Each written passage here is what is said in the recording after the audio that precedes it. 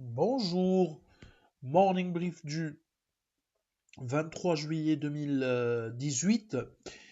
Une semaine dans le rouge pour la bourse de Casa, mais les pertes auraient pu être euh, plus importantes sans la séance de vendredi où l'indice avait enregistré une hausse de 0,94%.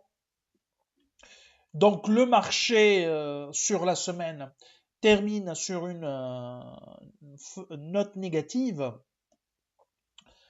avec un indice qui perd pour la 6e semaine consécutive. La perte sur la semaine pour le principal indice de la bourse de Casa se situe à 0,51% malgré la hausse de 0,94% lors de la séance de vendredi. Volume bien sûr qui reste très faible, hein, modeste dans certains cas durant cette semaine. Alors pour ce qui est des variations, des principales variations de la semaine pour les valeurs marocaines, du moins pour notre univers marocain. Euh, Parmi les principales hausses, nous citons BMCI qui reprend 6,72%, un dernier mois difficile 16,4% de perte. Autohol progresse de 4,41%, Laser Crystal qui avance de 4,39%, Atlanta 2,79% de hausse et une perf positive sur l'ensemble de l'année de 16,7%, Managem qui a repris 2,5% après un mois très difficile où le titre a dégringolé de plus de 21% total, avance de 1,73%. Les pertes sur l'année pour Total Maroc dépassent les 38%, quoi. Donc, une perte très importante. Cosumar avance de 1,71%. Pour ce qui est des pertes sur la semaine, Disway perd 7,67% avec une performance négative désormais depuis le 1er janvier 2018. Crédit du Maroc recule de 5,88%, une perte de 7,31% depuis le début de l'année. Ciment du Maroc 2,92% de recul durant la dernière semaine. Nexans Maroc perd 2,40%. Aluminium du Maroc recule de 1,90% et l'autre cimentier, le leader de la marocain du ciment, qui perd 1,86%.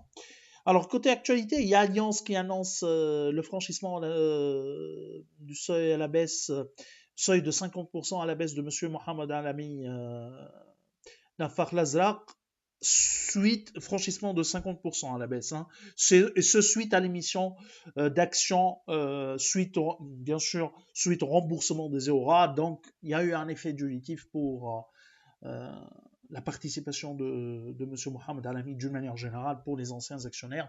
L'effet dilutif était de 33%, donc il détient désormais 44% du capital d'Alliance.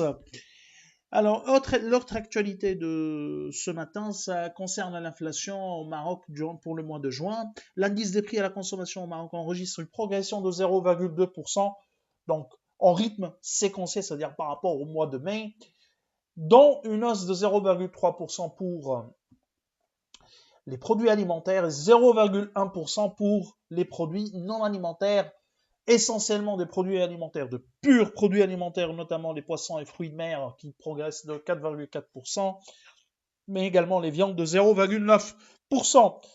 Alors, par rapport à l'année dernière, c'est-à-dire en rythme annuel, l'inflation atteint 2,5%, dont 3,1% les produits alimentaires, donc tirés essentiellement par les produits alimentaires, et 2% pour les produits non alimentaires.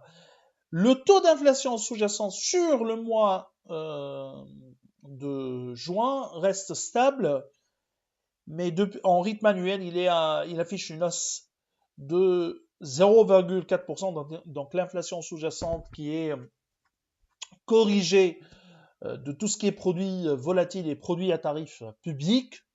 Donc c'est une véritable inflation elle est de 0,4%. Le taux d'inflation est de 0, inflation sous-jacente est de 0,4% sur l'année, donc en rythme annuel à 0,4%.